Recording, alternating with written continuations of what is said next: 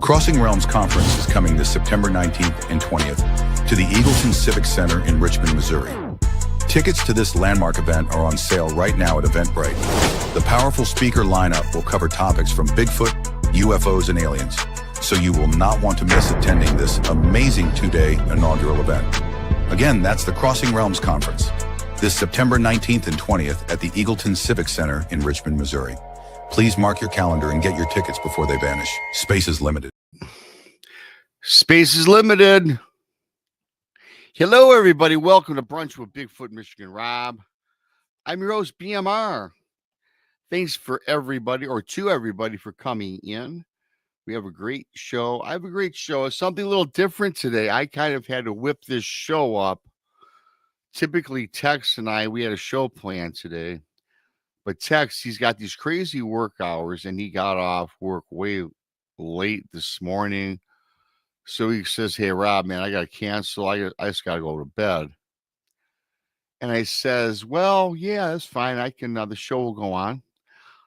So I'm doing something different. I'm going to do an open lines or an open stream if anybody wants to pop in. If you've got a paranormal encounter, cryptid encounter, anything you'd like to share on the show, you're more than welcome. I got the link posted to get on up top. And my mods out there, you can also drop the link as well. So I'd like to try that today. And also, before I get into this, I want to thank everybody for buying my books. As you know, they're all found on Amazon. Bigfoot Michigan Rob presents True Cryptid Encounters, Book 1 and Book 2. All found on Amazon. Just type a Bigfoot Michigan Rob in your Amazon browser, and they'll all pop up. So thank you for that.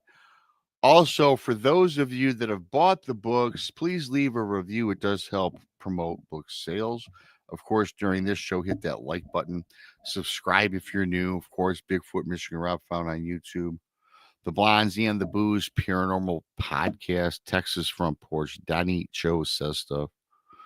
Monica Rollins, Our Paranormal World, Truth or Tinfoil, Paranormal Paul as well. So thanks for all of that. And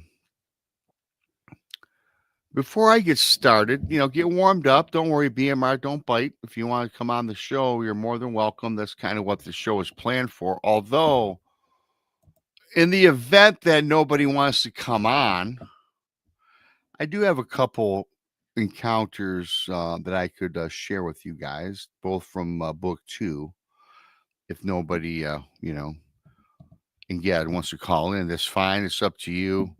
I can do that. But before I get started with all of this, I'm going to run this by you all. Because, we have the conference coming up in September. And don't forget, if you, mateys, want to become a BMR pirate, join today.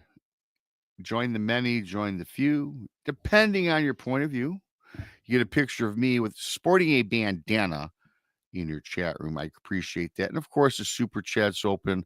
Is a great way to support the show, pay for some of the, internet bills that we all do. That's what I pretty much do with your appreciated donations. I see I Like Ike, of course, is in here. Bonnie Moore. Hi, Bonnie. Diane Boss, always in the chat room. Love Diane. Little Patty's here. North Alabama Cryptids. What's going on? Great to see you as always. BJ. Hi, BJ. Roger Blair. Barbara. Hi, Barbara. Hi, Free Your Mind. Hello. Who else is you guys rolling? Keith, of course. Keith from Michigan. He's in the chat room. Great friend. Truth or Tinfoil, of course. Hey, Brandy, what's going on, brother? Gemini Moon. Gemini, she's my neighbor. Well, she's about an hour away. Hi, Gem. How you doing? Wendell, Bigfoot 911. Good to see you. Corundum. Good to see Corundum. Who else? I said Roger Blair. Hi, Roger. How's it going, brother? A few others. Danny Staten. Hello, Danny. Danny's been sending some interesting Clips. He's got stuff going on. Maybe Danny will join us today. I don't know. Of course, the links are posted. Hello, Val. How's it going? The rest of you guys are all blasting on in here. Thank you for coming on in. So anyway, if I missed you, I don't mean I don't love you. I appreciate you all for coming on in, whether you're in the chat room or whether you're listening somewhere else in the world. So reverting back to the conference, now it's going to be a fantastic event. We've got so many different speakers and featured guests coming up. You know, we're doing a pre-party on that Thursday for those of you that come down at a haunted ranch. That's going to be a great time to hang out with us. And then, of course, we have the 2-day event, Friday and Saturday. Vendor spots are open. They're only $75, you guys. That's extremely cheap. So if you sell anything, it doesn't have to be paranormal related, cryptid related.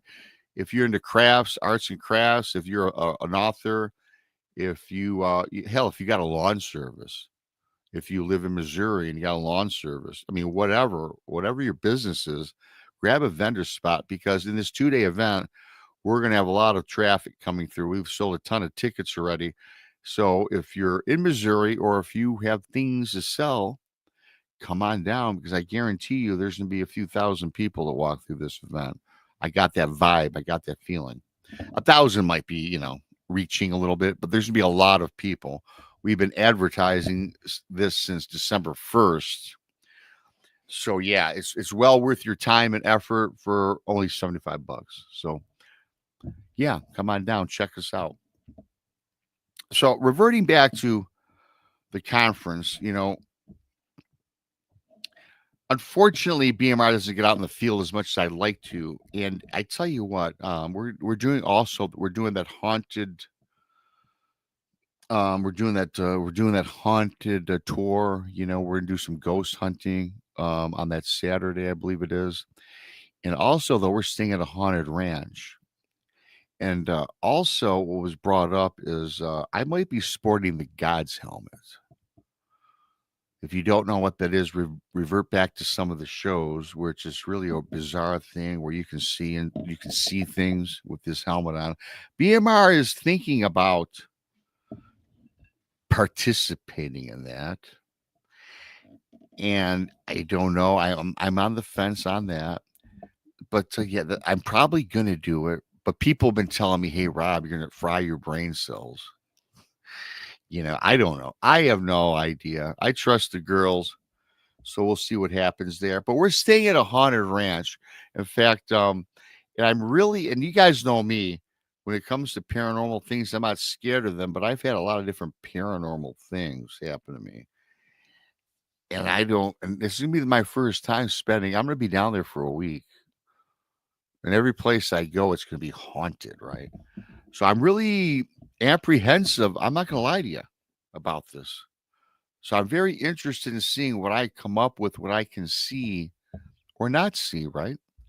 So, so I'm going to warn everybody, I'm on the fence, but I'm just going to do it, right? I'm going to stand at the haunted ranch. I might sport the God's helmet. And yeah, we'll see what happens. So thanks to everybody. And I can't wait to meet all you guys that have bought tickets already that are coming down. So it's going to be very exciting for me.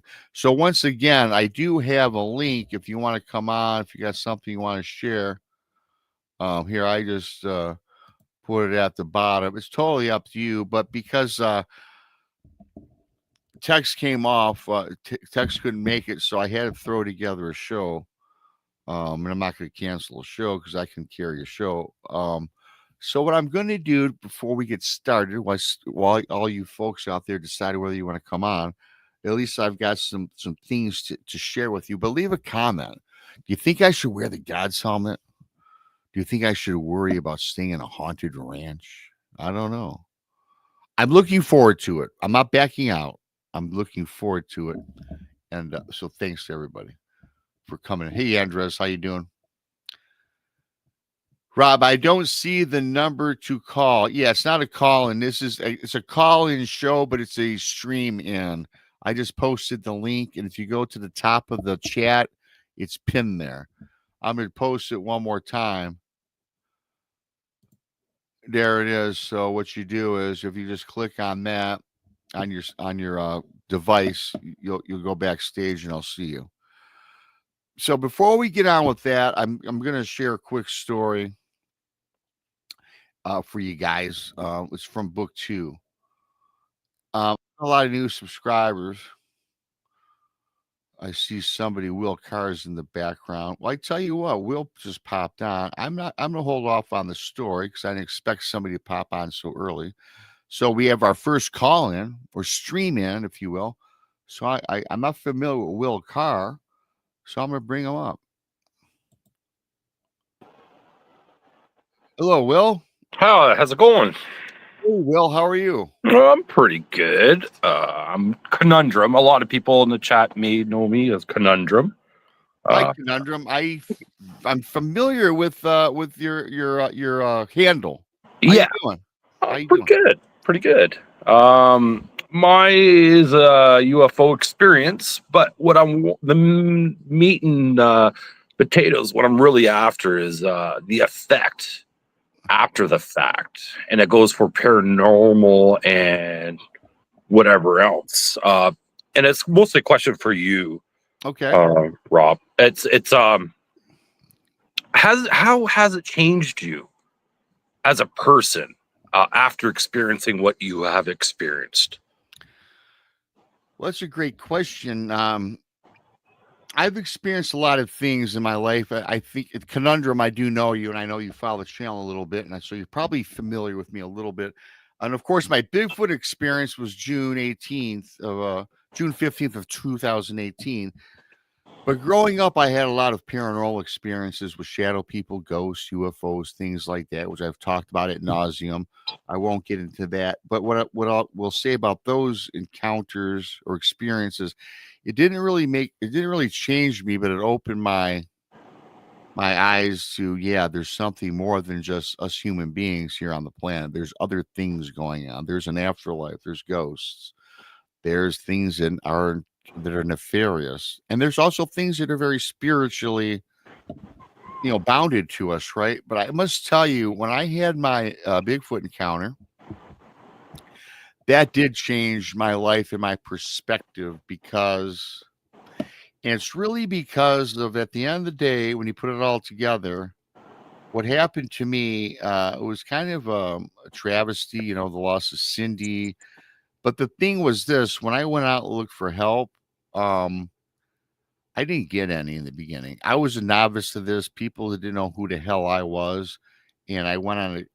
I told my story a couple times, and the people that came forward in the very beginning to help me were not they weren't about helping me, and I was lost and alone in the dark for about 6 months after that encounter, and after particularly when Cindy passed away. And what changed me was there are things out there that we have no clue about. And it made me realize something, that in my life, I was in the darkest part of ever. And yeah, I had ups and downs throughout life, but nothing that put me in a dark place. And the fact that nobody in the beginning could help and I walked alone, it kind of me opened up to the fact that I can't be the only person out there that's had such experiences. And I wanted to move forward and help others, right? And that's really the only reason my channel started. Hell, when I was talking with Tex, we were I knew Tex. I was on his show once. We were buddies for about a couple of years prior to even doing a channel. And I had suggested that I want to do a sports channel. And then all of a sudden, the Bigfoot Rob channel emerged, right? And now today, I get a lot of gratification for having interviews with folks. I wrote the 2 books about things that haunt people, and they have nowhere to go. So I decided it was my calling after all these experiences to share them, number one, and number two, hear what other people have to say, because a lot of people, for me, it was therapy. And I think a lot of people that come forward, whether in anonymity or otherwise, it relieves that burden. I got to tell you, when I first started doing my shows and started going on other shows, telling my experiences, in the beginning, I wept many times and I just had this emotional breakdown. Today, I don't experience that too often, but it lets that weight, if you will, off the shoulders, right? I don't know if that makes sense to you, It but for does. me, it's like helping other people is my goal. It does. I'm an experiencer, right, of a unknown object, and it was really close. And it's a journey for me as a person. And then you talk about your mind's open to other possibilities. I find myself after seeing what I've seen, it's almost like Dave vision. It's almost like, it's almost like what you're looking to see. I'm looking outside, I can see the grass, I can see the tree, but upon randomness, it's like you lose all focus. You don't see a tree or grass, and what you're seeing is what's in your mind. It's weird to say, anybody could have probably walked by me at that point, and usually I'm by myself, but if anybody was to walk by me, I would not see them, even though my eyes are open. You know what I mean? It's almost like I'm too dedicated to what I'm seeing in my mind or imagining. You know what I mean? It's almost like a dream, almost. Has these experiences ever happened to you? Like,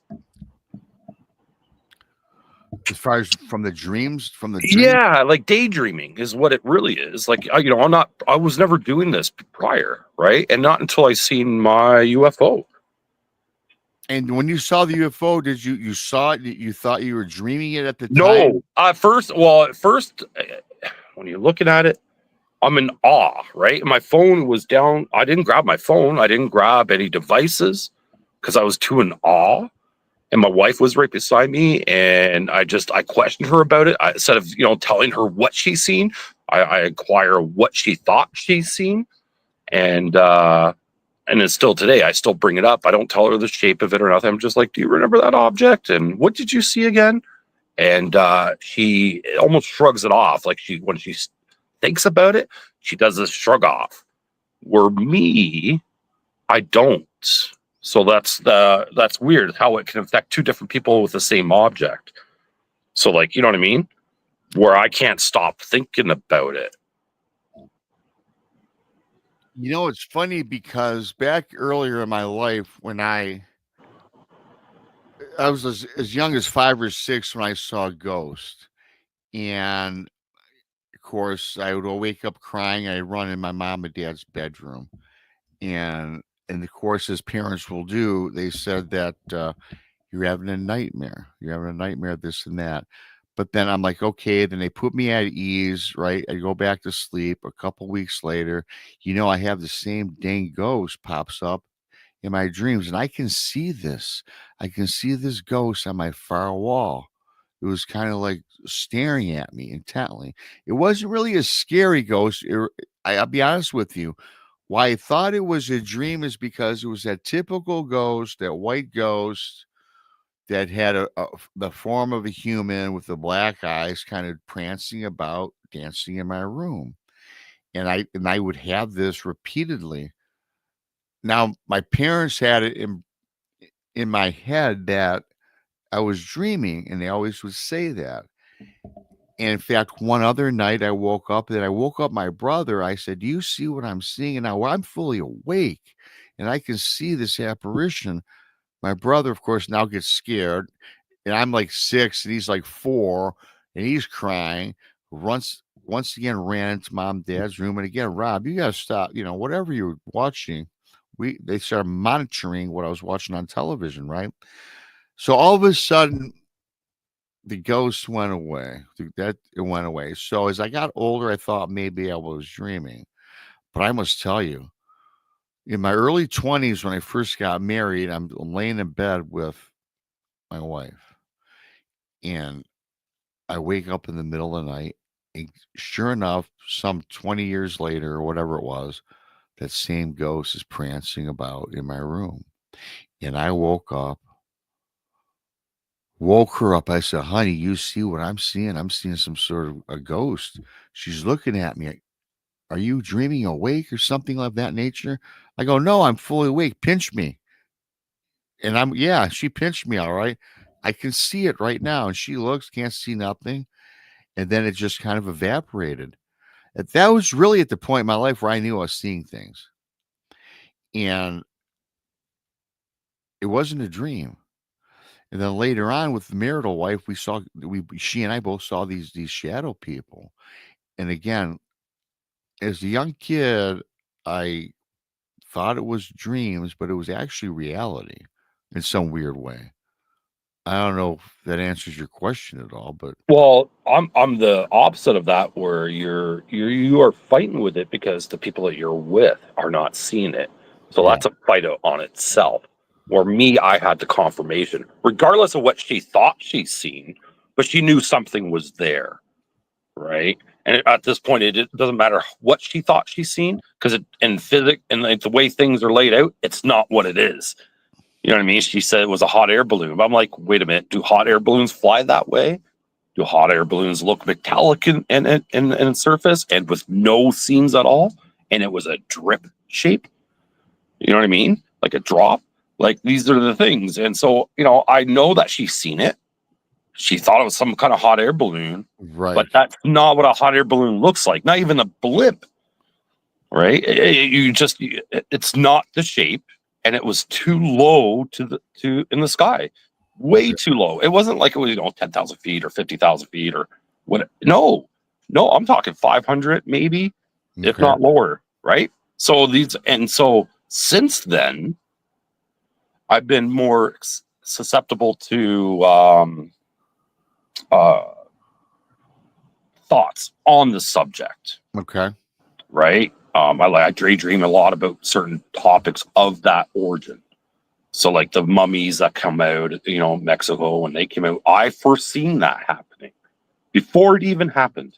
Now, during your dream process, correct? But during my daydreaming, that's right. And it's usually based on certain keywords that people use. So I watch a lot of videos, right, regarding this stuff. And so once somebody, I think it was David Grush that brought it up, and he says, we have the bodies. And I had this weird daydream, literally, as the show's going, and it was like I wasn't watching the show anymore. You know what I mean? It was weird. And it was just, silly things like that. And with other technologies and seeing how things are going to go based on what I've seen in the sky. And that's what I'm trying to veer at with yours spiritually, right? Because I've not seen a ghost. Okay. And so my next question is, when I do, how is it going to change me based on my everyday life? Like this object that I've seen change me. So what a ghost? Like what is the, what's the magnitude of that? With the ghosts, like I said, when I was a young kid, it didn't really change me. I wrote it off as just dreaming, as my parents would continually tell me, and then it didn't happen again until again, as I spoke on earlier with the wife. But I will tell you, when I was with the wife, and after the ghosts, we had seen the shadow people in our home fully awake, and we both saw it together, which affirmed what I was seeing, because I saw this shadow figure in my house, and I would see it periodically. And later on, as months went by, I would start seeing things out of the corners of my eyes, shadows, but during the daytime. And finally, I had to tell my wife, hey, listen, I got to tell you something. She goes, what? And I was apprehensive because several months earlier, I told her about the ghost, and she says, oh, we're dreaming, right? But now I said, listen, I got to tell you something, yada, yada, dark, a massive shadow person, massive. And then she goes, you know what? I'm glad you told me, because I've been seeing the same thing. And described it identically to what I was seeing. So, and again, we're in our early 20s. We weren't into the paranormal and things like that. I will bring up, however, as a young kid growing up into young adulthood, I believe that probably Sasquatch existed. I believe that there were ghosts. I believed in UFOs. So I was always an open book and open-minded to that, until I finally had that come together when she's seen the same thing. So we finally, long story short, I'm not getting to that 'cause a lot of people have heard this. We got rid of the shadow people until we went back in the garage, and we had a psychic medium or something give us suggestions, right? Then I took all the artifacts because they came from artifacts in my house that we had collected, and then finally set up a room for them. So we put them all back in the garage. And one day when I was cleaning out the garage, first of all, I will say that when I took everything out of the house, everything went away. Life got back to normal, and we were, thank God. Then one day doing spring cleaning, I'm in the garage, and the shadow person where I had the artifacts stored away, I see the shadow person again, right? And I called out the wife, didn't see nothing. Then about 15 minutes later, she saw it, and then I took it all to the dump. But I will tell you, just really briefly, another thing that affirmed everything for me is when I saw the Bigfoot with my girlfriend. We both saw it together. And again, we weren't big time, and she wasn't into Bigfoot. Again, I knew about these creatures, but we saw that together. And then I think you probably heard the story. She fell off the boat, this, that, and the other, and she later passed away a couple months later. That is what set my world upside down. And that's why I come to realize that, hey, you know what? We're naive to think that we're the only people on this planet. And that's why I do this today, really, to be honest with you. Hopefully it helps answer a little of your questions, but yeah. Yeah, it does. For me, I'm in the battle with me, myself, and my thoughts and what I've seen between if it's alien in nature or if it's human in nature. And so I don't know if you have battles like that in your mind, but Bigfoot and such, because you physically seen Bigfoot, right? That would be an experience in it itself. So, like, does your mind race on what or where it may have come from, like, genetics and or? So, I don't have that battle anymore. I battled for a long time with simply because of what happened in 2018 or 2018, June 15th. But I tell you, I don't battle it anymore because I'm surrounded by great people that have experienced a lot of the same things I have. And the more people I talk to, much like yourself today, Will, the more people I speak with, I don't have that battle. I'm not scared. I was scared of the dark for the longest time, right? Today, I don't have that fear. I even have crazy dreams now. I even suffer from sleep paralysis now. At that onset, it scares the devil out of me, but I know there's a reason. What's that reason? I don't know. That's why I do this. I just don't know. I just think that for the longest time, I attract these entities, whether it's a physical, a spiritual, whether it's Bigfoot, a ghost. I saw 2 UFOs, one as a kid and one 3 years ago. It doesn't affect me anymore because I know I've come to terms that they exist. You see, it's the thing is once you get past that process that we're not the only people out here on this planet, I come to grips with that. And really for the longest time I thought that my encounter with the alleged Bigfoot which is what did in Cindy, but I don't believe that today anymore, simply because of surrounding myself by great people and developing these friendships, right? And doing these shows. I mean, people, whether they roll their eyes or not, but when I do a show, it's therapy for me every time I do a show because I know that I don't walk alone today. And so today the fear factor element is gone. I mean, do I get scared with some of these vivid dreams I get? Absolutely. Do I think they're real? Absolutely. I've had dreams that have actually taken place later on in life, which is odd. I'm not a prognosticator of the future, don't get me wrong, but it's just weird. Sometimes I experience things where I think I've been there, but have I? I don't know. So that to me is another big mystery. My next question to you and what I'm fighting with now is how long did it get you to get over it? So, like, for instance, mine happened in 2014, and Okay. still today, that's 11 years now, people, almost going on 12, and I can't get over it. So this is the thing, right? So I don't know if it's just based on the experience or me as a person. because I'm a Gemini, right? So I have to know. And if I don't know, it's going to drive me crazy.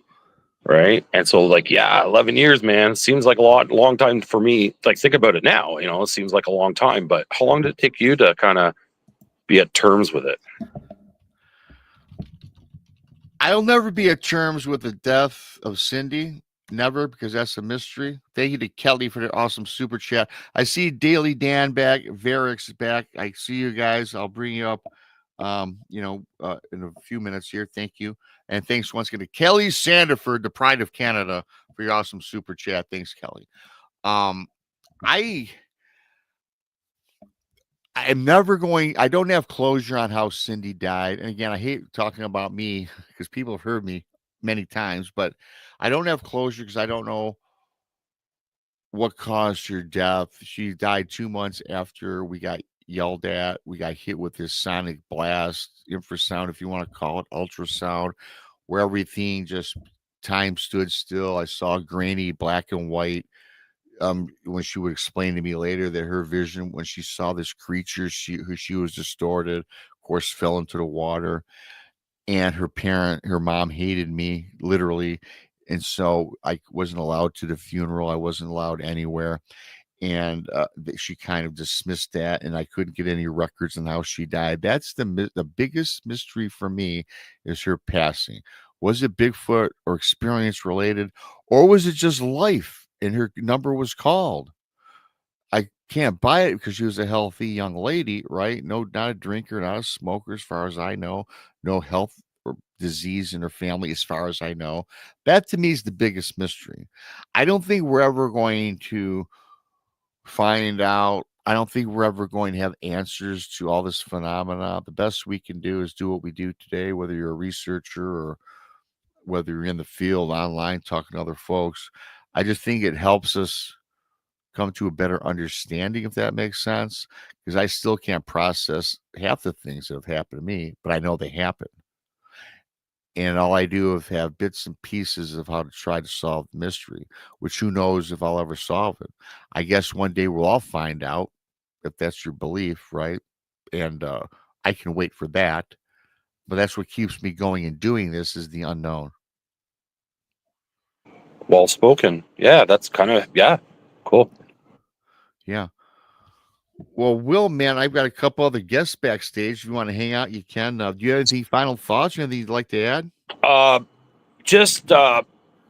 would just say, follow your heart and your gut when it comes to certain things, what people say on the internet regarding what you have experienced. Only you yourself can take what you saw, right? Because that's what, like, generally what I'm at right now in my life, right? I know what I saw, and there's a lot of stuff out there, and I just take bits and pieces of it all, and I try to comprehend of what I saw or my experience, right? And try to go from there. And that, yeah, it leads to researching or having a YouTube, whatever. Now I am a little researcher. I don't post anything, but I'm on the search for something.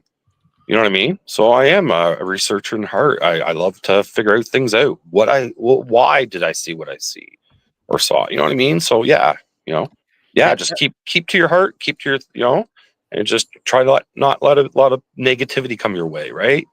Yeah, that's the thing. Negative in, positive in, negative out. And yeah, and that's what I love about these things we talk about. I don't care what realm we're talking about or what entity or what cryptid it is.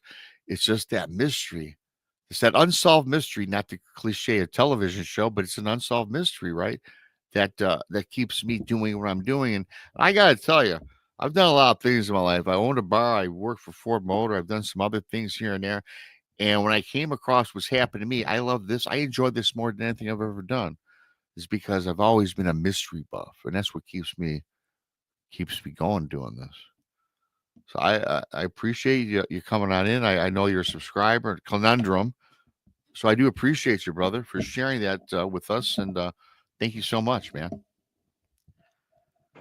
Yeah, no problem. I can stick around if you want or whatever. Yeah, you can do it. You can hang out backstage. Yeah, it's entirely up to you. I see my buddy Daily Dan has popped back, and Daily Dan has sent me some cool stuff the last few days, and so I'm gonna bring up Mr. Dan here. And Will, you can chime. And Will, hey Will, you can chime in whenever you want. You can be part of the show for us today if you like. Hey, what's happening? Greetings from South Carolina. Well, thanks for coming on in. Well, I kind of felt like I had to. You called me out, Rob. You said, "Come on up, Dan." Well, you sent me some stuff lately, which I found to be interesting. First of all, Daily Dan, big supporter of the show. He's been a member with me ever since I started. Right, Dan? You always promote me on your show. Oh yeah, So I every time love I you, do brother. a comic book video on Tuesdays, I always bring up these books and talk about Rob. There it is. So that's me. Dan's a great guy, supports me, buys the books, talks about them all the time, which I appreciate. So I certainly appreciate you coming on. What's happening, buddy? I'm disappointed that I haven't got to start reading book 2 yet because I've been so backlogged with doing stuff and busy with grandkids and summertime crap. Yeah, well, hey, you got the book. You can read it next year. I got a pile of about 20 or 30 books that people have either sent me or I've bought that I've yet to open. Oh God, me too. I just got this other book from a friend of mine who's an author like you named E. McGill, the Unapologetic Geek here on YouTube. Okay. And he's got a time travel book I got to get to that one too. I love time travel. Yeah, he does very interesting stuff on his channel. You'll like it. It's all about old TV shows and old movies and stuff. Yeah, awesome. So what brings you on, man? What you got to share with us? Well, like I said before, I'm in a turning point frame of mind right now. All my life, I have subscribed to the fact that I thought Bigfoot was just another animal, just a biological creature in the woods, just an undiscovered primate, like most researchers think it is. But now I'm leaning a little bit towards the paranormal, or maybe it's something different, because it's been like so many years and there's not been a body and there's not been no evidence. And it's leaning more towards something more than most likely paranormal.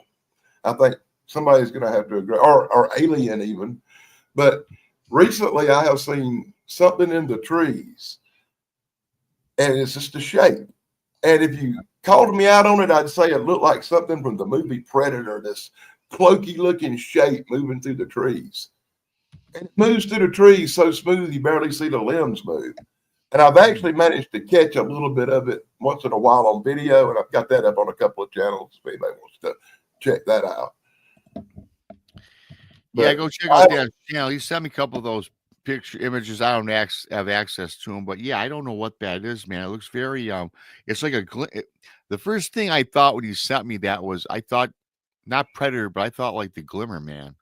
Yeah, exactly. And it's not all the time. It seems to be, I see it more when there's hiding electrical activity like thunderstorms and stuff.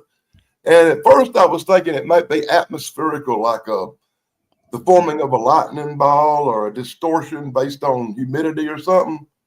But I've researched that quite a lot, and there's nothing like that. There are no pictures of anything similar to that phenomenon. So I've kind of ruled it out being a weather thing. I can't place what it is, and it bothers me. And there was one time that I was watching the distortion, and just for a second, like maybe a second and a half, snap, the distortion was cleared up a little bit. And it was like Harry and the Hendersons sitting there in the tree. And then it went back distorted real quick. That video's up on Project Cryptid. And I can't explain it. I really can't. I don't know what to think of it. It's something in the level of paranormal, I'm sure. Yeah, just like me and Will were just talking about, it's just a mystery, and you see something, you don't know exactly what it is, right? Yeah, well, that's my whole life. I don't know what none of this stuff is. Well, I've known you for quite a long time, and over the years we've talked about certain things, and where you do live, you have all sorts of paranormal, if you will, going on. And you got to remember, I live on top of what they used to call a mound, and the mound has been cut down over halfway down the size it used to be, scraped off in a field, planted on top of it for years, and now a housing area. Okay. And they're still clearing land on two sides of me right now.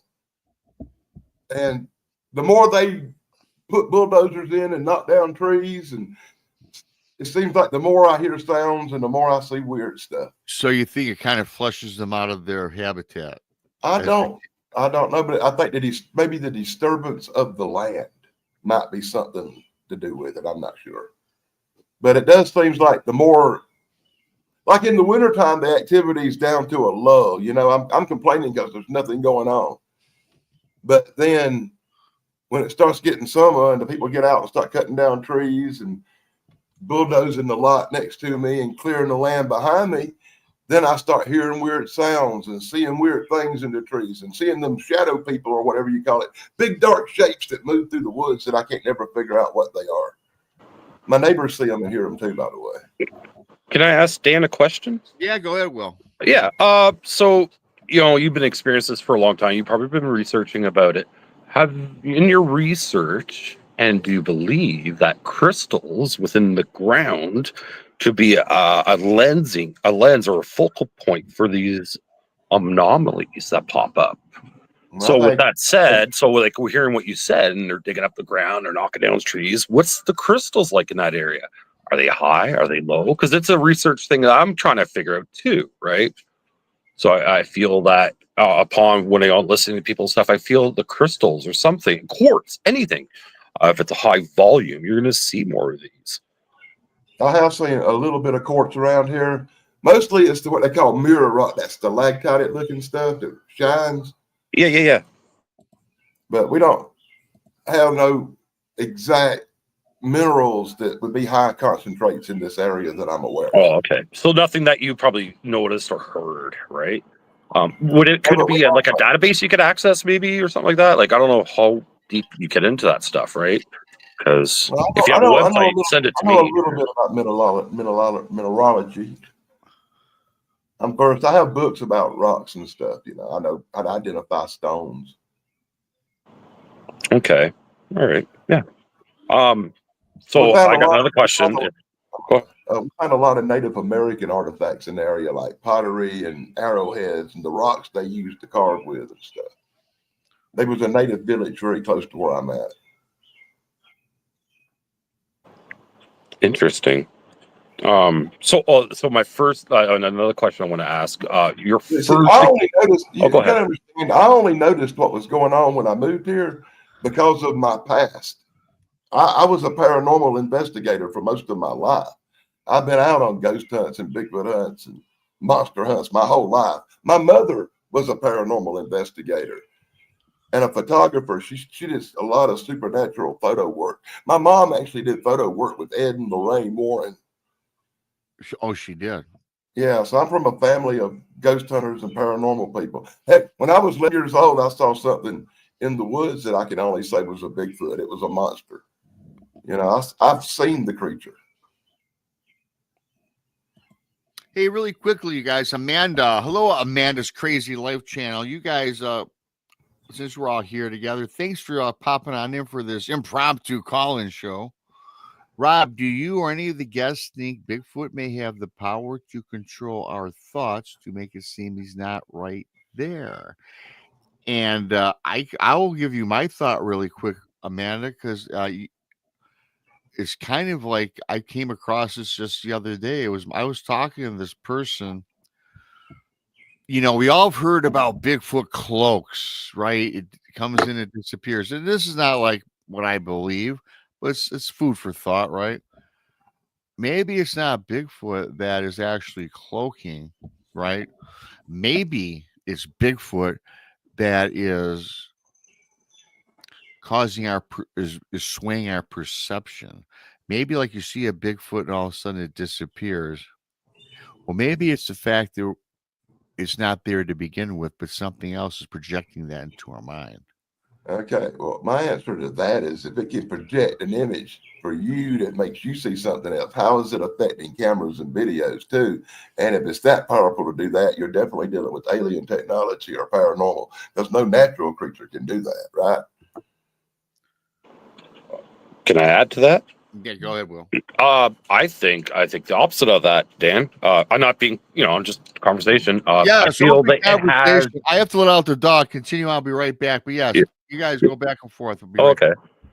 Oh, just to, I like thinking outside the box and stuff, but maybe it does have a natural way to cloak itself or distort itself, like I've always thought that. how like a lizard.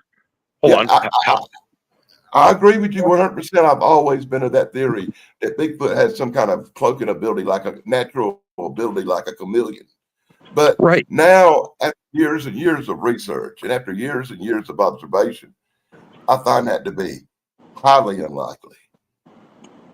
Interesting. Yeah, because it's highly unlikely, man. I'm just going to leave it at that. Like I said, I've always been the person who looked for a natural explanation for everything.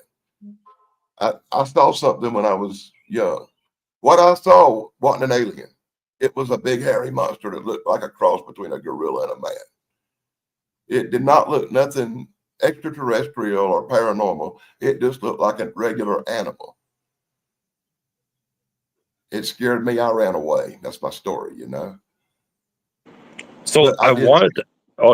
I wanted to ask you your first kind of experience, and then and how it affects you later in life, and also, do you find yourself more open to those experiences, meaning you'll see more of it? You know what I mean? Is that how it's going in life, or was it a huge thing then, and it's just hasn't slowed down, like kind of thing? Okay. When I was 11 years old, I saw something hairy that scared me really bad. And I got really upset about that and bought some really big guns and spent the next 40 years planning to put that head over the fireplace because it scared me.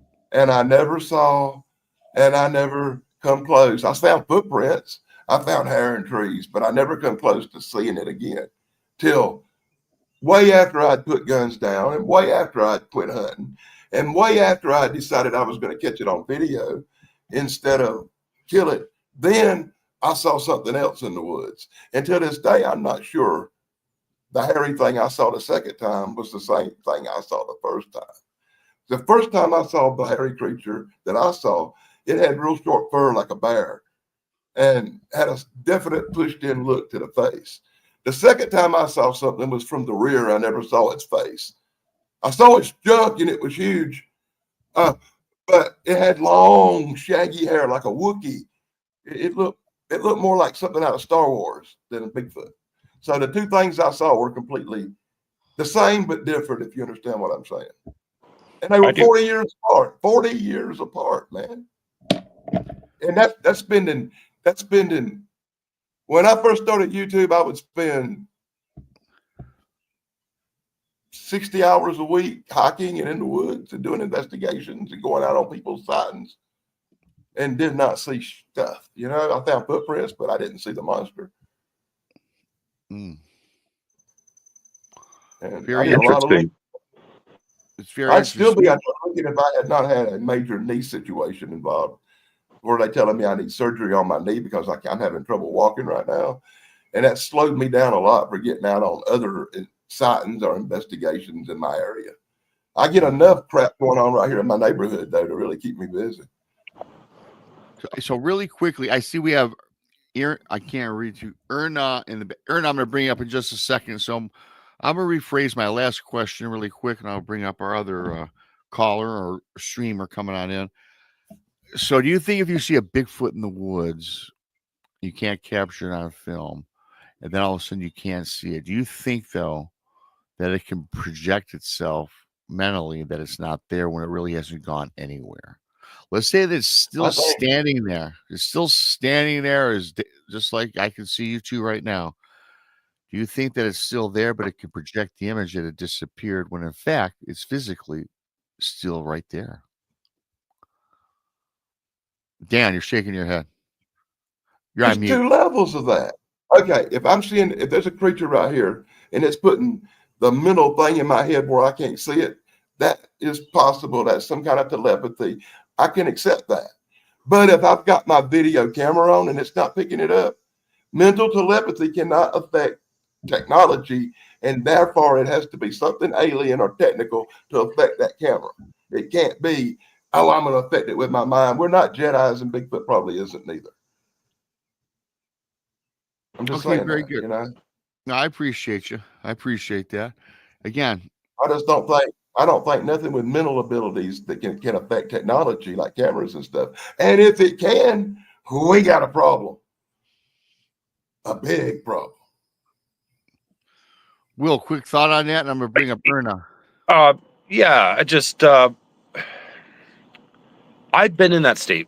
Rob and I kind of talked about that. Literally not seeing what's in front of me, and then an image pops in my head. So that effect, why couldn't Bigfoot access that ability? Like even like naturally, I can do it. Right. And Rob and I just talked about it, like how that, seeing my object. Now I get these daydreams where literally I could be staring at a tree and then all of a sudden something else pops in my mind. And all I can see in my mind is what I'm thinking about, not the tree. The tree disappears. You know what I mean? So somebody was to walk by me, and I said this before, I probably wouldn't see them because I'm so in thought. So why couldn't Bigfoot, if it had the access to that type of function your brain gives off? You know what I mean? That could be, I feel that could be possible. Like, I'm not saying it's not because I don't know, right? But it is possible. I have no problem saying Bigfoot could not affect your mind if it was a one-on-one situation. But at the same time, you were standing in front of a trail camera. He couldn't do that because he'd show up on the trail camera because he can't affect technology. All right. I think it's a great discussion for debate. I can see both sides. I think that Bigfoot can play tricks on our mind or anything paranormal. Not suggesting Bigfoot's paranormal because I think it's both. But with that, Rob, yeah. Hold on, Rob, real quick. Can I have 2 more minutes to do a shout out for a friend of ours? I was on with the Moglion Monster recently for his 500th live stream special. Moglion, Russell, he's a good friend of ours. And they were doing a big giveaway at the end of the show. And I never win nothing because I have horrible luck at contests. But for the first time ever, Rob, on the 500th episode of Mowgli on Monster, I won the prize. I won the big prize. And LIB, Long Island Bigfoot Mike, put the prize up. So thank you, Mike. All right, and that's cool. Incredibly cool pair of the night vision binoculars. Well, I tell you what, you need those in your part of town. And now there's a very good chance on it. And you can even put the camera up to it and film what you're seeing because of the wide view thing. So there's a good chance that I may actually get a video shot at night of whatever has been creeping around the backyard and still in trash. For 2 years, I've been trying to figure out what that thing was. And now I stand a good chance thanks to having night vision equipment that I have not had access to before. Yep. Moglion Monster, good friend. And yes, I met Moglion Monster a couple of years ago in Alabama. Pretty cool guy. Very tall. Very tall guy. That's all I'll say. That's the first time I met him in person. So we had Erda out back who's been waiting for a little bit. I think I'm saying it right. And I'm gonna go ahead and file on out, guys. Nice to meet you. Daily Dan, always a pleasure, Daily. Daily Dan, I appreciate your support. Rob, anytime you want me on as a guest, all you gotta do is shoot me a text. All I gotta do is call you, brother. I appreciate the shout outs you give me on your channel. Daily Dan, go check him out on YouTube. And I understand you're not showing the picture of the Bigfoot with the big jump. No, that's a Donnie Cho show. I'll send that to Donnie. Send that one to Donnie and make him show up for everybody. I will, brother. Thanks, Dan. All right. Happy trails, everybody. And be sure to check me out on Crash Pondo Ponds on Sunday nights at 7 p.m. every other week for our old trivia movie show. Yeah, that's a good time. Thanks, Dan. All right. Happy trails. Happy trail. Erna, you there? Actually, it's not. I just had to use different names because I didn't want favor. Oh, God. So it's good to see you. Good to see everybody on there. And I just, I saw you pop up. So, I'm a big fan and supporter of you and the rest in your network, even though it's not technically a network, but it is. And I got to tell everybody that $75 for a spot for a vendor is never heard of. They're hundreds of dollars. And just go to Temu, go to, whatever it is, buy some stuff, buy some really inexpensive stuff, come to the conference, sell your wares, meet everybody, and have a great time. I mean, $75, come on. You're going to make that back almost in an instant, and it's just going to be a great time. So really, go become a vendor.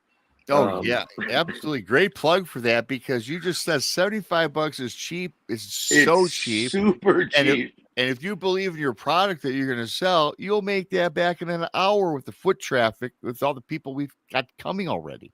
Right. And then, the whole thing is it doesn't have to be paranormal, Yeah, cryptid, or UFO. right.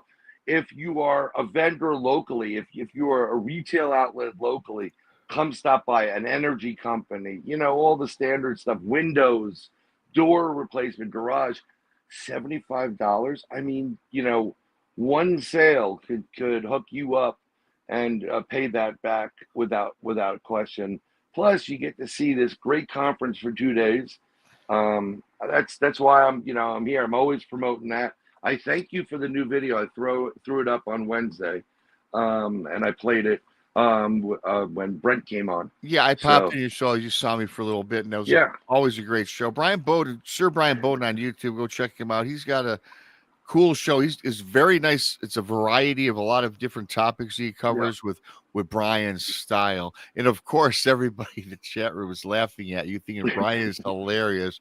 Erna Nyman it's actually Emma Nempton, and it really, I can't read. I'm sorry. No. It's really small because depending on your screen, but it's actually not my name backwards. So yeah, okay. But in regards to the other guests and Will and everybody up there, just from my personal experience, Bigfoot is on a different consciousness level, and like extraterrestrials, and they travel at a higher frequency. So there's a lot that goes on with their ability in the consciousness zone. That's telepathic and all that. They can affect and put, like you were saying, like they could be right in front of you, and depending on the constitution of the individual in question, they could project something into your head that makes it, like nothing's there. Also, we were talking about the conversion process last night on Brent's show, Paranormal Portal, and this is from my own personal research over the years. I believe that they can be both intrinsically flesh and blood, and they go interdimensional. And in that process of changing your energy, you utilize and draw more energy. So that's why, you can pull free energy from the earth. It's there, it's available. Tesla proved it. But they can hook into all your electronic devices and suck you dry because they want to convert into a predator cloak or go into a different dimension to get out of the area. So not only can they affect your camera, but they can, affect your camera's ability to save files. So they can kind of erase your equipment or overload it by the draw that files are unreadable. So, I mean, there's a lot of possibilities, but again, most of us researchers don't have a physical Bigfoot on hand to, vet this. So it's all hypothesis, but I'm pretty sure if you ever got a scientist that came out and said, yeah, I've been working on Bigfoot for 40 years, they can do X, Y, and Z. They'll tell you that. So we've got Will Carr here, Conundrum. What's your take on that, Will? I think I'm glad you came out, Will. You got a lot of good takes and experiences. What's your take on that? I thought about that Bigfoot and being paranormal or not. And one of my thoughts I keep coming back to is I think they're trapped on the planet. I feel that aircraft that say, or spacecraft that abduct people is like a floating zoo. And these Bigfoots were on a craft from a distant planet. And when it crashed, it released that type of creature where we on the craft, and it slowly evolved over, it could have been however long. And I feel that they're trapped on the planet. And that's my take on it. I think they're physical. They're there. I've never seen one. I hear people's testimonies. And it's like, well, if it is true, and it does exhibit these psychic abilities. The only thing I could relate to that is alien in nature, not from this planet. And how could something like that get here with no materials that get handed? They're not carrying awesome suits or nothing. They don't have laser guns. So my theory is that it was a crashed zoo, and they got loose, and they just didn't, They found probably a bear or whatever they could prosper. If there wasn't, a zoo usually has a male and a female, right? So you could only assume, being a big creature, they could survive a crash and just keep having babies, and just over the years, you might see more in 100 years.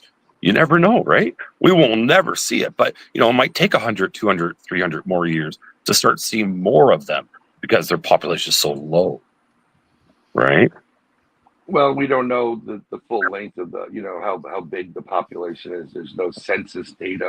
No offense to I can only but assume, right? Like, because right, I'm not seeing it, and but I'm near woods, and my mom's not seeing it because she's on the, what I mean? So she's near woods. They're not seeing it because the population's that low. But over the years, maybe, I don't know. right, you can go out investigating these, everything, ghosts, cryptids, whatever, and you can go out 100 times and not see a damn thing, and they go out 101, and then all of a sudden something pops up.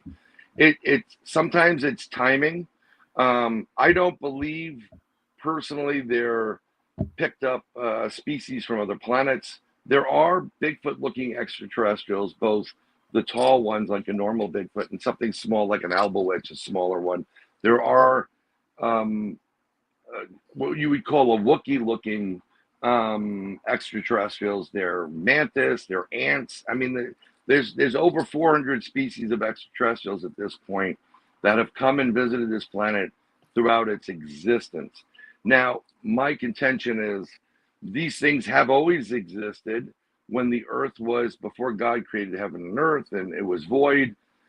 Just look to the Holy Michael prayer. There was a lot on this planet that existed prior to humans being created by, in my opinion, a higher power, God. And they still exist throughout history. Just because they have an innate ability doesn't mean that they're extraterrestrial, paranormal. I mean, I always use the octopus as an example.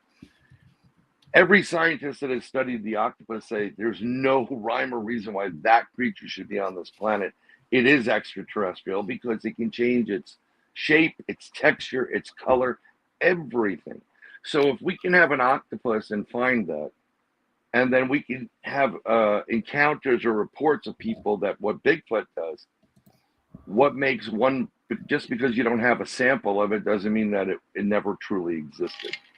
So again, your theory is just as valid as my theory is just as valid as Rob's and everybody else's. But I've had plenty of encounters. The one that I just didn't want to believe was real is the dogman, because that's just this nasty, nasty creature. But even those exist. And it's, sometimes it's hard to wrap your mind around the fact that these things exist. But if we go back in history and to the historical record, by the way, which is not accurate because they purposely keep things quiet for a control factor, you have maps talking about mermaids. You have maps talking about dragons, unicorns, Pegasus, strange creatures. And it's not only reported by individuals in Asia, it's reported separate areas, Asia, Africa, every continent has a report or a map of these strange cryptids and creatures. And the question really is, where did they go? Did we get so overpopulated that they said it's not safe to be here?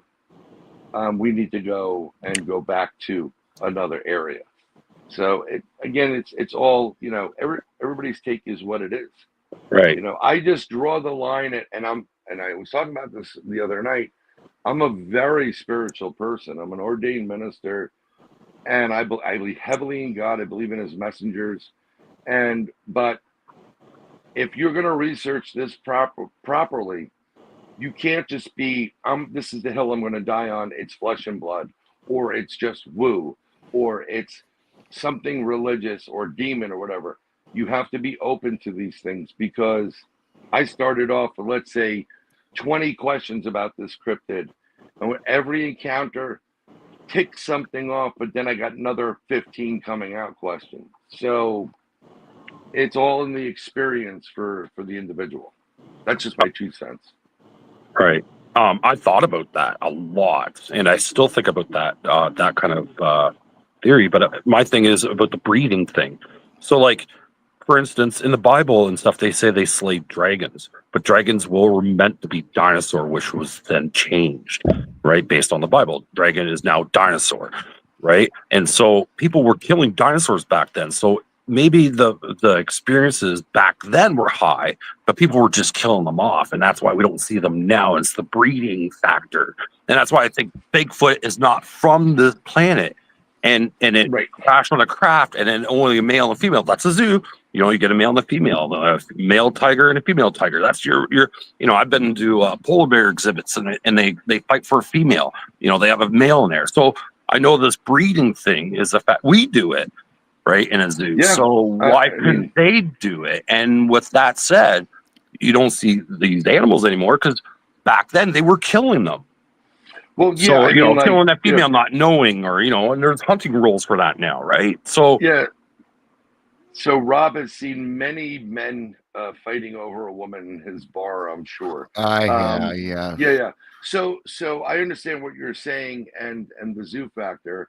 And the way I explained it is this way. So every species has an arrogance to them, and we are the worst.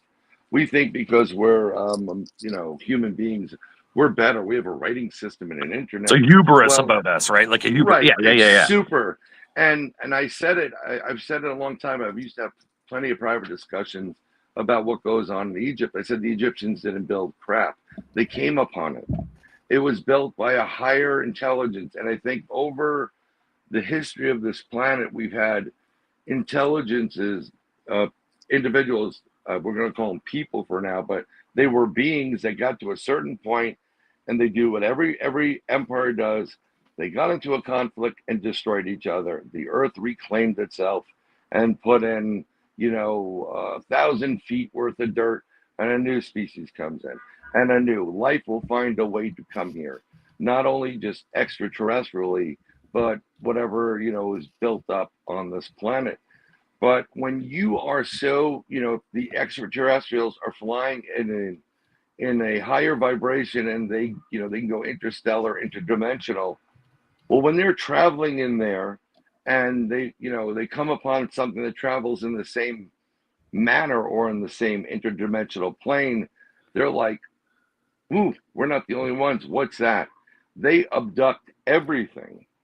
And they just like they abduct human beings for their own procreation, they want to know why or how this creature can also do what they do.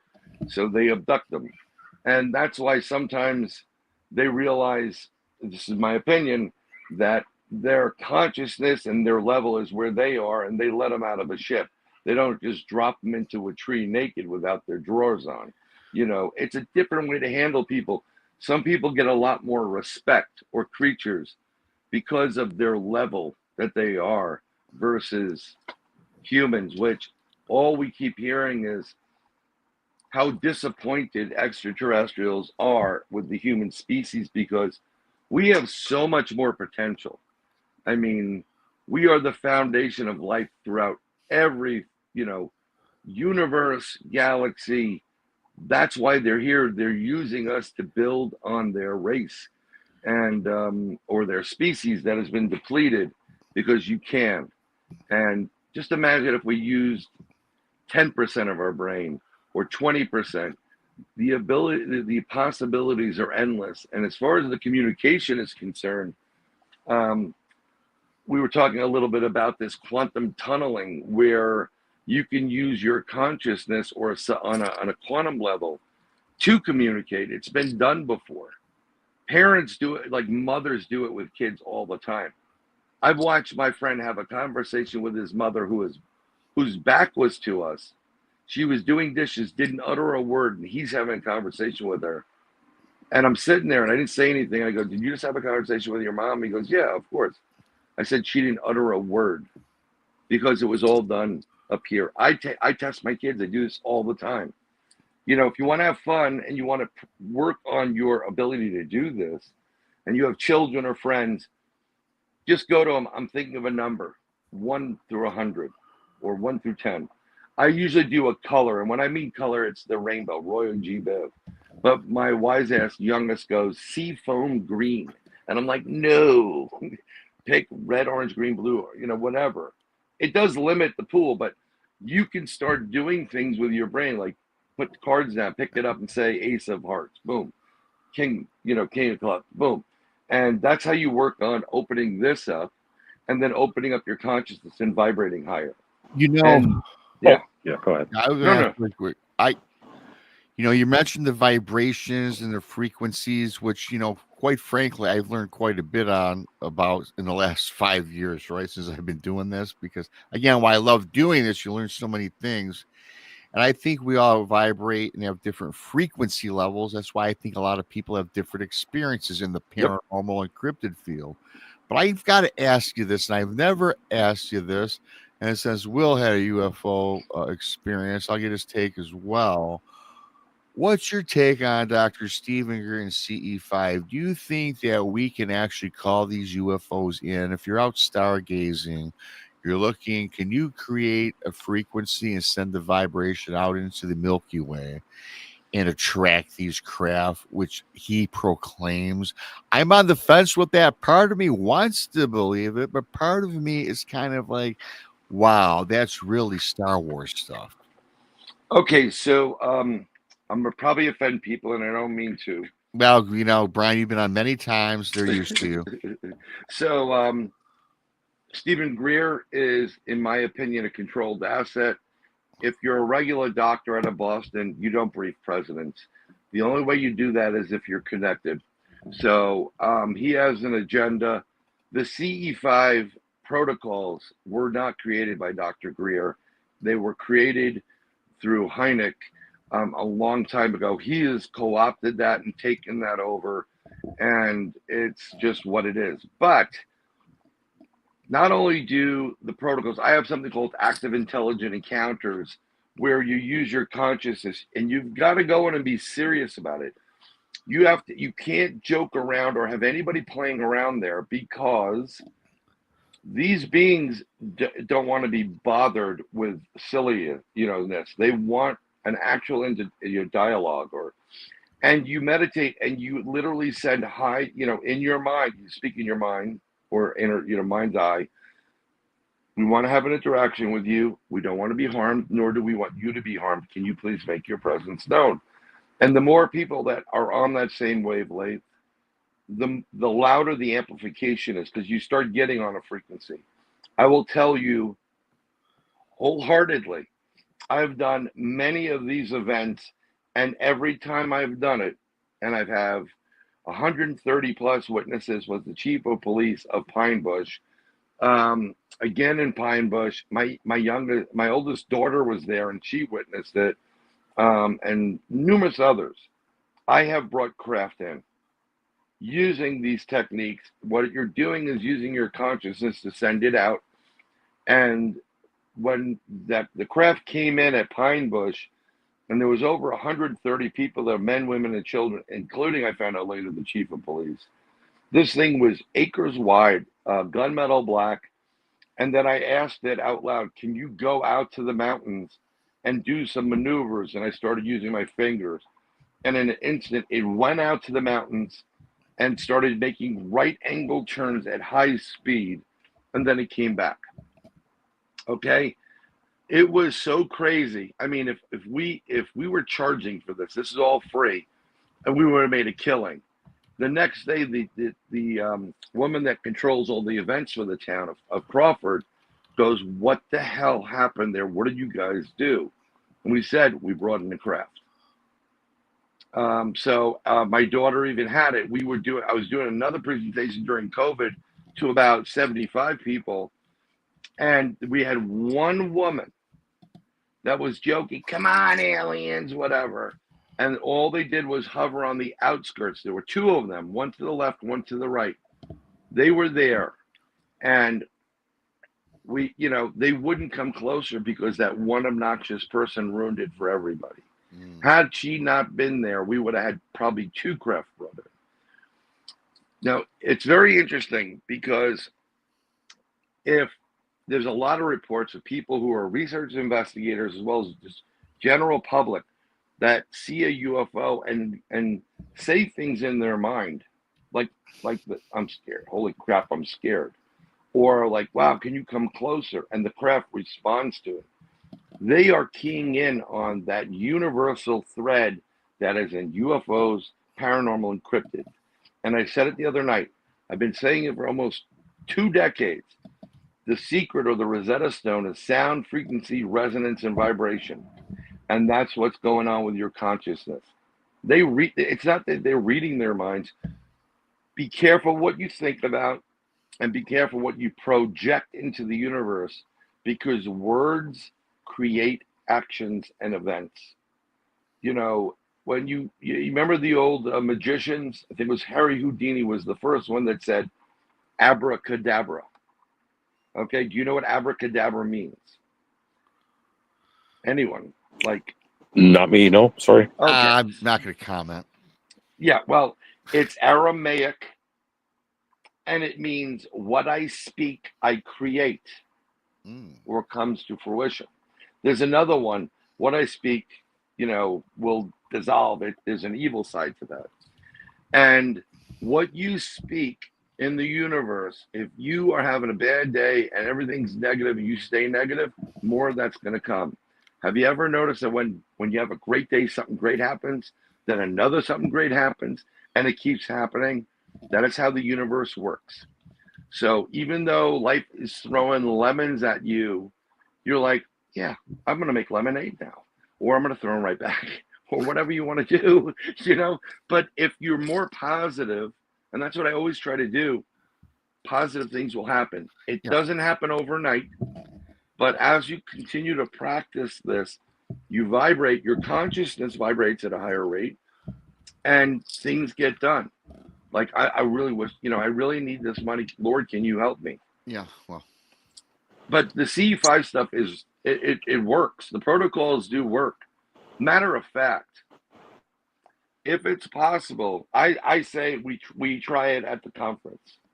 Well, we're going to be at the Haunted Ranch, and I guess talking to Krista and Brandy, they've both been there a few times, and every time they go there, they've had weird things happen. Yep. They've seen UFOs in the sky. They've heard yelps and strange sounds from the surrounding forest. And a lot of times they have a campfire out at night and just sit and gaze into the sky. And it just seems different. And that's why I'm really excited about doing that, because I'll be there for a whole week. I said, I got somebody to help with my ma. I said, you know what? I'm going full bore on this entire conference, because there's a lot of things in this area, and it's in all paranormal realms, whether it's UFO, cryptid, and whatnot. So, yeah, I think that'd be great, Brian. We got to certainly get together. You'll be there for me. I'm going to be there for the whole thing and a couple of days earlier, but I have no problem about being on that ranch and saying, everybody come out here that wants to try this. Yeah. And we use our conscience. I will lead people into this thought process. We'll project it. First of all, you got to scan the skies to see where the air traffic is. So it's not normal air traffic. Right. But do not be surprised when something appears. And when the thing that came to us appeared, it looked almost like a delta. And in the center of it was this huge LED white dome. And you could see the, like it looked like a nut, where you can see the angle on it. But it was like, 20 different angles that held it in place. And even as a researcher and investigator, when you have these moments, you bring in a craft, you see a Bigfoot, we go, holy crap, too, because the odds are against you to do, in general, of this happening. So we're just as surprised. I mean, I told the producer when I did the show, I said, I'm going to bring in craft, and he laughed. And using my techniques and also sound, we brought in 2 craft. And we had Mark D'Antonio there, the head of a photography, video, and he does all the, stuff for MUFON, and he couldn't figure it out. And then also Ben Hansen was like, this is nuts. And it works not only if you follow the protocols that I came up with, it works with ghost hunting, it works with cryptids and everything. So let's try it out. Oh Can I yeah. can I say Try- something, Rob? Yeah, Or- yeah. No, go ahead, Will. Go ahead. Oh, it's okay. call yourself, bro. You doing there? Shout out or whatever you're doing there. Go ahead. Yeah, no, I'm good. I was going to say really quickly, and I think I forgot. You'll come back. Go ahead, Will. Oh, okay. Just interrupt you if it comes in. But anyway, so what a quinky dink, eh? Just for me being here because what you guys are discussing and I don't join Rob's show too much, but certain titles pop up and I'm just like, hey, what's he talking about, kind of thing, and I'll just keep in the back there and just listen. Well, at least thanks for coming on sometime. Right, and I hit the likes. I make sure I hit the likes, That's right? cool. I'm kidding. And I get usually the view times, right? Even though the topic may not jive with me, right? But I'll still, I I'll do my appreciate part, you. right? This is my humor. So it's funny to me because you're talking about consciousness, and I've been on this 2-year journey with that stuff, and I got so many questions for you guys, and so many things. Like, it just, my mind's just racing right now, right? It's crazy. So I want to say, what's the so Rob, you're going to this haunted thing, that's kind of where we're leaving off, or you left off with, is what are the techniques? I don't know the techniques that are done in the field on the research. So like, I'm a believer that crystals is like a crystallized something is like a focal point for these things. So do you guys ever like lay crystals out on the floor? Do you guys keep a crystal nearby? Have these techniques ever been done when you're doing a spiritual thing? Well, that could probably be best answered by Brian and Krista and Brandy, because when I go for this experience, I'm following them around. They got the equipment. Gotcha. And I'm the guy that may, and I crystal. may sport the God's helmet as well, because I just find it fascinating and kind of weird all at the same time. So this could be my first paranormal investigation outside of when I went, unbeknownst to myself, to Eloise, which is in Michigan, which was we went in the tunnels of Eloise, which got a lot of lurid history, where I saw a ghost on a gurney just by chance. But this is going to be my first investigation on Saturday night and I think Thursday. So I mean, the girls handle me with care, I think. Oh, they're going to take care of you, but it's going to be fun to watch you with the God's helmet. I technically don't Brian, need really the quickly. God's helmet. Brian, really quickly. Some people, even Kristen or Brandy, are like, they're still leery. Krista won't wear it, even though, she advocates it, but I don't know, but for whatever, I'm not going to put words in her mouth. But some other people, not our friends that we associate with, were telling me I shouldn't do it because it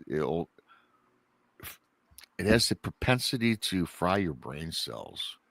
Now, my cells are kind of fried anyways, so I don't know how much harm it could do, but what's your thoughts on that really quickly? That's why, when I came on your other show, when Paul came on. Yeah, right. That was a fantastic show. I stopped and I said, wait, before don't put this on this yet. Breathe in. You got to have the proper constitution to put it on. You can't, and the same thing goes for ghost hunting, if you're not prepared, that makes it more difficult, and that's where you get into problems. And that was Will's original question: how do you deal with some of these things? Some people don't have the constitution to deal with it properly. Others do. I don't need the God helmet to see things. As you can know on that episode, go check it out. And I didn't ask for this, but it is a God-given ability that everybody has. It's not sacrilegious or whatever. The reason why he said don't go to soothsayers and witches, because you already have these abilities to do things, but he wants you to do it for good. But they will handle you with care. And if I'm feeling like you shouldn't touch it, I would say don't bother. You're not going to miss out on anything whatsoever. Yeah. And you know me for a while now. I see things anyway most throughout my life. So it's like this is just maybe be more of a vivid dream that I always seem to have as well, perhaps. Yeah, it's really interesting how it works, because it works when what it's doing almost with the lights and stuff is hemi-syncing your brain. But you are already there, because I know that you're able to you have abilities that you're very aware of, and you just everybody you still question because everybody does it. It's like this shouldn't happen. This is not right mind. Yeah. But you know, you don't really need the helmet. If you just start working on more meditation, you need to quiet yourself a little bit more. Your abilities would just skyrocket. I don't think this is going to fry your brain whatsoever. But if you get somebody who's nervous and is coming for thrills and stuff, they may not have the constitution for it, and it could affect them dramatically. Not fry your brain, but some people don't have a lot of people don't have a great experience with that, because it's the same thing when I came up in front of a dogman. Then I heard this stuff. I'm like, oh, we jumped the shark on this. This is all BS. Yeah. And there he is, and he's about 15 feet away from me. I'm like, oh, crap, this thing is real. It's just like, sometimes it's like you don't want certain things to be real, but they are. It's life. That's how it is. And the more and more we explore these fields, the more we become desensitized to it. That's why sometimes they do certain things. Like, I grew up in New York City. I've seen many people that have been unalive for whatever reason, subway, and you become desensitized to it, which is a bad thing, because we should have more compassion for individuals. That was somebody's son or daughter, and what do they feel? And when you really, when you get in touch with your emotions, your feelings that way, you're evolving more so than, well, I'm a tough guy and I can go, I don't need that. Yeah. No, get involved, get in touch with your feelings, because when that happens, you treat each other better, and that light that's within you gets brighter and brighter, and you'll be amazed what you can do. As far as crystals are concerned, to go back to Will, I showed a bag. I carry literally rocks in my pocket. To the point when I go to the doctor's office, I said, well, I got to take off my pants because I have rocks in my pocket. And they laugh. I'm like, eh. And I'm like, I show them. Like, she goes, oh my God, you do. I carry different crystals for different reasons. Some are for protection, some are for cleansing and clearing. And it depends on what it is that you want from it. When you buy crystals, don't buy them on Amazon. You literally need to go to one of the vendors that will most likely be at the Crossing Realms Conference this 19th and 20th September. And what you want to do is you want to put your hand around it. You are literally drawn to that crystal, and that's the one you get. But in the world of Bigfoot, you will always notice that with cryptids, there's a lot of quartz available or around where the Bigfoot are. And if you didn't realize this, quartz has been used for hundreds, if not thousands of years as a battery, because it can store energy and then release it. We use it in quartz watches all the time. We use it to cook and clean. But quartz also can be like a hard drive and store information. So that's why, you'll find a lot of quartz veins around these cryptids. They're utilizing this for energy sources, and it absorbs it as well. So all that free energy that's in our atmosphere and the earth, they get absorbed into the quartz veins, and they use it as a source. Really quick, Brian, because and Will, you can chime in, but I'd like to get this before I forget, because I just seen this. Amanda asked this, and Barbara followed up. Amanda wants to know how to explain the device, Rob and Brian. So can you, because I can't do, I don't want to say it. I think the God's helmet, what's your definition, I guess? So the God's helmet is using flashing light at different intervals and frequencies, the brightness and intensities. And what it's doing is it's kind of like aligning you so that both sides of your brain, left and right, start hemi-syncing. And when that happens, you're kind of blinded. You have this thing over your eyes, but you don't need your eyes to see. And that's what it is. It opens up. It gets rid of the calcification that the world provides, like the distractions, and makes you focus more. It's really interesting. I posted about this and talked about this a while ago. They tested thousands of kids. They blindfolded children, and they had them read a book or, go in and say, well, what's this? and like it was pictures and drawings, and kids and children were reading blindfolded as if they were looking through their eyes. That is how you work. These two things are great, but this one right here Third is eye. better. And you do have an ability to, and they can't figure it out yet, but you do have an ability that if you blind your eyes and take away one of those senses, you can see and read things. That's kind of how like the remote viewing works also. You're tapping into the universe where everything is, and you can see it, you can read it, you know exactly what it is. It's the weirdest thing in the world, and they're trying to figure this out at this point. But this is recent testing reveal on a study. What year was that? Sorry, what year was that? This has been going on for a bunch of years, but I'll try to find it. 2014, 2015, maybe?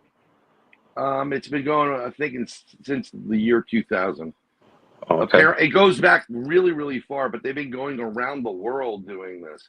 And there's a video. I had a video, and I think I posted it on my Facebook page about it. But this is legit. This is not a joke. No, it isn't. And it's funny that you're talking about this. And I said at the beginning, or when I was talking there, it's a quinky dink. I talked about this before with Rob about daydreaming, where I'm looking at a tree, but the tree's not there anymore, and I'm so in thought to the point like somebody could walk by me and I would probably not see them, right? You're tapping into your consciousness, but that's not controllable. I don't do that naturally. No, you see everybody in this chat. I don't see the chat or anything, and people that are into this subject are vibrating at a higher frequency because they're open to it. It's not just like, oh, I think it's interesting and fascinating. There's more to it, unbeknownst to yourself. But what you've been doing is it's all uncontrolled. That you'll think you're daydreaming or you're having a vivid dream in your sleep. You're not. You're actually tapping into the resources that are, the abilities built within the human, body.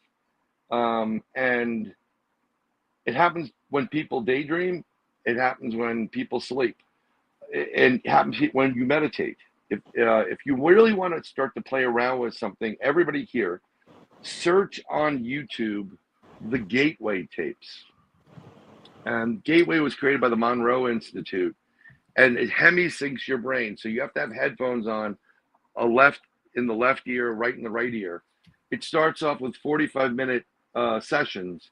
By the time you get up to the ending of the first disc, but these will be videos, and you're running through this, you will almost have an outer body experience. You will start seeing things that exist at a higher plane because your brain and consciousness is being hemi-synced. This is why most people in the paranormal who are quantitative, artists, photographers, musicians, women always use two parts of their brains. So men usually don't. We only use one chamber. But the more you do that and use both parts of your brains, you can see outside of the box, whether you know it or not. And that's why it happens. Right. Can I keep going, Rob, or do you have something to say? Or? No, I'm good for right now. Thank you to Barbara Mora for an awesome $10 super sticker. And I also want to thank Kelly Sandiford, Canada's finest, for your $10 from Canada. We appreciate it. Sorry about your Oilers if you're a fan, Dave Scott. I hope you're not listening. Okay. Oh my God, yeah. I'm a Leafs fan, so my disappointment happened a lot longer ago. Like it just seemed ages ago now. God, the Leafs. Well, you know what? My Red Wings are pathetic. We could do a whole another show on the Detroit Ranger fan here. Yeah. Sorry. Yeah. It's but it's really tough. I'm a diehard Ranger fan, but since I moved to Florida, I do like the Bolts and the Panthers a bit because all the great Rangers were traded to them, so like a farm team. And I'm not unhappy the Panthers won. No offense to Dave, but I know how Dave feels every year. Hey, listen, Dave's every year. So I got a question though. I'd say I could change the subject. I would love to talk about this, but I do want to say though, so about the C5, I kind of want to go back a little bit.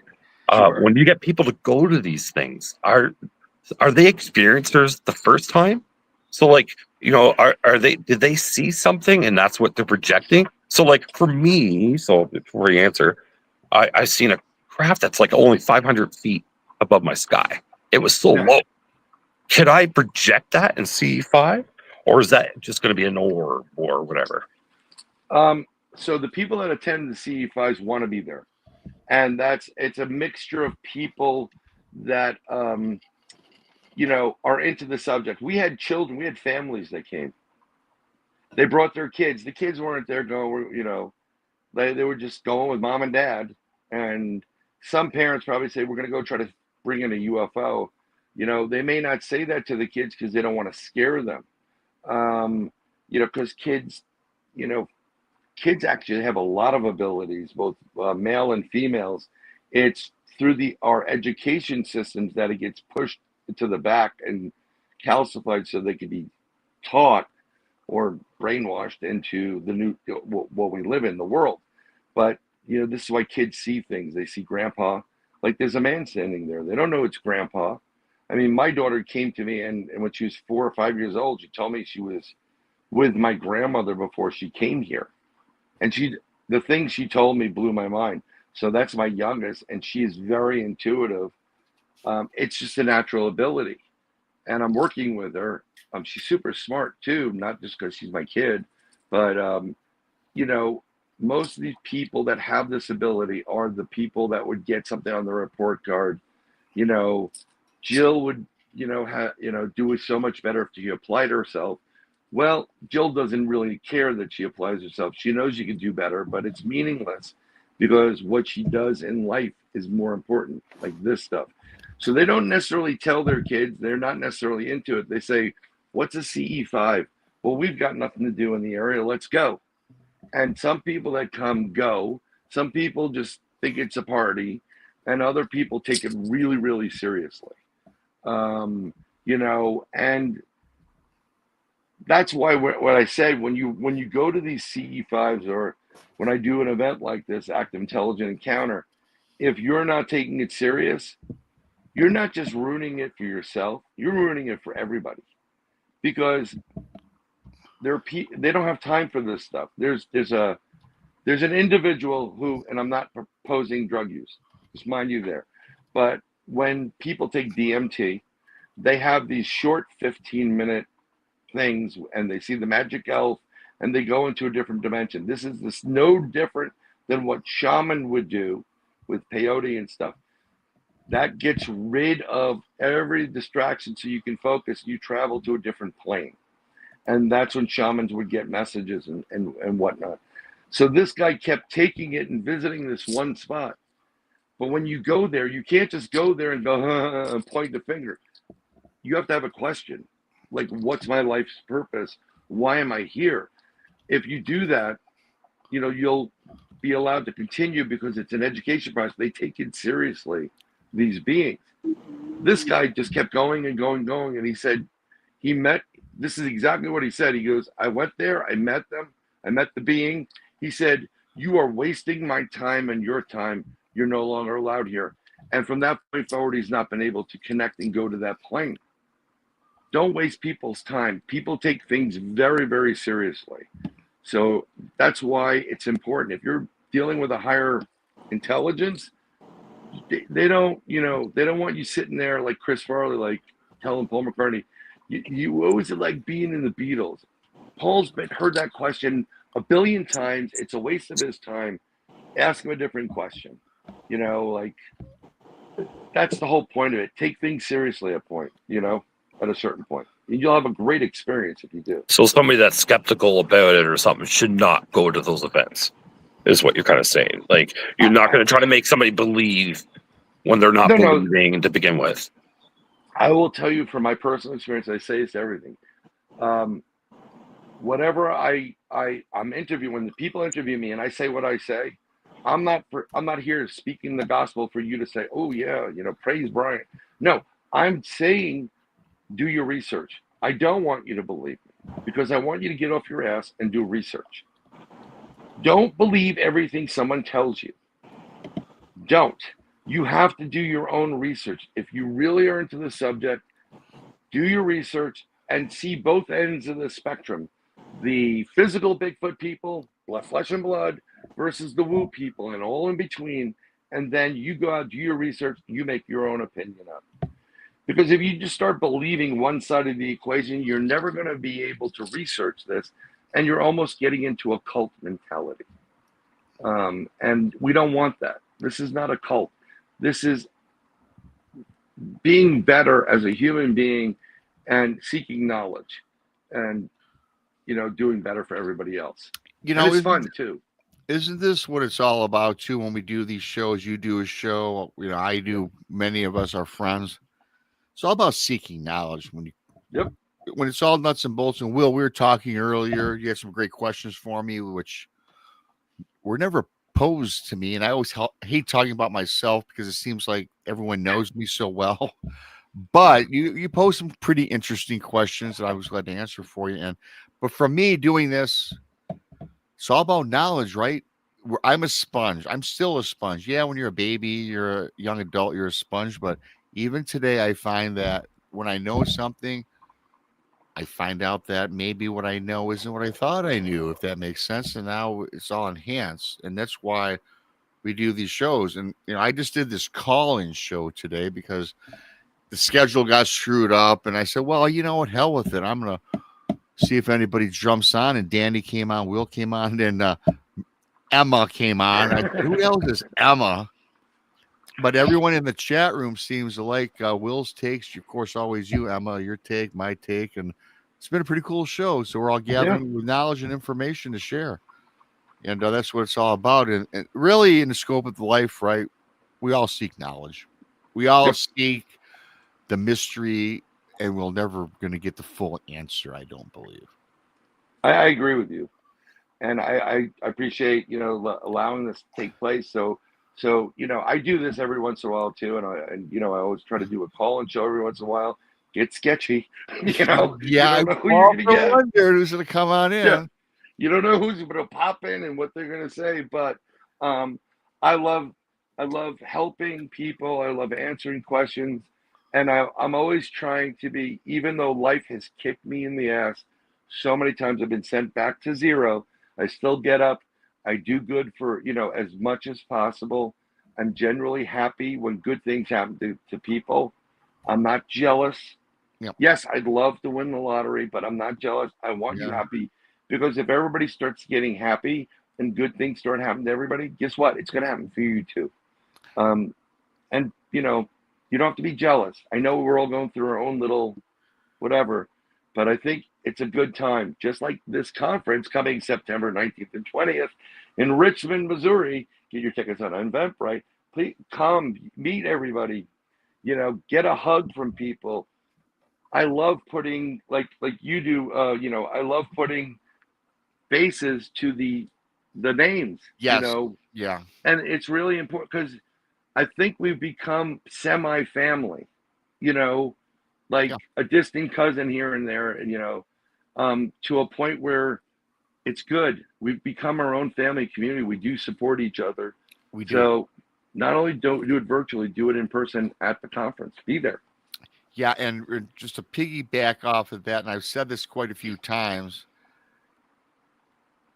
and I'm not speaking at the conference. I'm not one of the hosts, I guess. But what I love most, it's not about me going and speaking or selling books, which I will be selling my books, by the way, everybody. And maybe some bandanas, but I don't know what's going on with that, Sir Brian Bowden. But anyway, no, it's not. It's not on you, brother. No. I just don't know what I'm doing. However, what I love the most is I love talking with people. I go to the mobile gas station and I'm to the point where, hey, you look interesting. Anything weird happened to you? I say this to people and I'll get 9 times out of 10, get away from me, weirdo. Yeah. I'll have that one person that has that smiling story and they share it with me. I'm not afraid to do that anymore.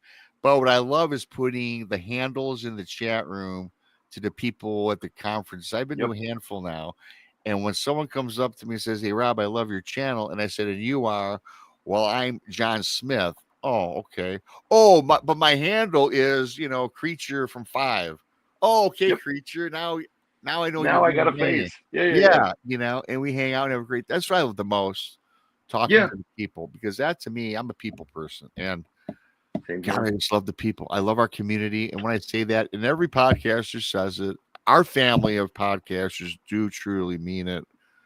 We do, because without you guys, we wouldn't have shows. And what I love about all our chat rooms, and Brian, yours is starting to grow a little bit too. Every Yeah, week, I thank you for that too as well. To help. no problem. But our people, not only they pay attention and they're smart, and they have great questions in the chat room, and they're engaging. Yeah, they talk about things with each other because they've all become friends too throughout this whole Yep. process, which makes it more that enjoyable for me. So Right, and everybody's opinion is valid. everybody's opinion. We're adults enough that we can agree to disagree, and that's the Yeah. important factor. But I appreciate, like, everybody. I call it a network, but everybody on there. That is the collective for the Crossing Realms Conference that is pretty much sponsoring this. I'm so thankful to be friends with you, like, offline too, Yes. as well as, like, you guys and ladies being in my life. You're wonderful human beings. I have a feeling we met up there, and we said, hey, when we get down there, it's going to be a couple of years, but we're going to hook up again. And it's just a great feeling, because you're good people, and the same thing with the audience. I love everybody that comes in. You don't have to come in. You don't have to give super chats. No. But that love that you give is very well received and appreciated by everybody. So keep doing what you're doing. Thank you. And I do have to make a brief thing. It's not just the people in the chat room, it's the people that watch the show, because there's 317 people watching right now, and we have 53 in chat. Yeah, well, so that's a lot of people watching, and they don't participate, but they're just as valuable as our awesome chat room community. And so that's great. And I could go on and on about that, but kind of running to the end of it, I did want to thank again Barb and Kelly for your awesome super chats. Thanks for that. That is so awesome. It's not expected, always appreciated, like Brian says. And we keep doing what we're doing. Will, thanks for coming on, man. Corundum, any final thoughts? Man, just ride the wave. If you get on that wave, I'm on that wave of consciousness. 2 years into it, and it's an awesome topic to get into. But yeah, just ride the wave. Just let it happen. Don't be scared. And that's what my take on it. So, and fittingly enough, as we leave, Sparky, there's 5 more player members. Sparky's Paranormal. Thanks, Sparky, for that. So thank you to Danny Staten, who came on. Verax, I knew you were back there. I'm sorry that you had to bug out. I'd like to hear what you had to talk about. Maybe I'll do this again. Maybe once a month we'll do a call-in show, because I thoroughly enjoyed it, and so did the audience. So you often wonder, Brian, if your show is going to take off for that, but this one did pretty well. Well. I'm pleased with it. So for Brian Bowden, for William, I'm BMR, and we're going to sign off once I find the correct button. I got so much shit in here. I got to scroll through. I'm with you, brother. All right, later. Whoops, that's the wrong one. I still got the peace sign up. Here we go.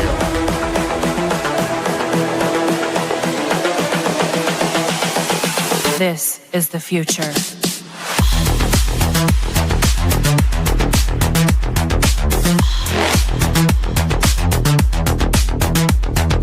Evolution. The Crossing Realms Conference launches September 19th and 20th and will dock in Richmond, Missouri. This is already being called the event of the year, folks. With an unprecedented list of speakers and special guests, 2 days of cryptids, UFOs, and paranormal presentations, along with a celebrity-filled ghost hunt, meet and greet, gallery reading, vendors, and a film screening. This promises to be both educational and fun. Go to Eventbrite.com to secure your tickets and vendor slots before they are all abducted. They're going fast.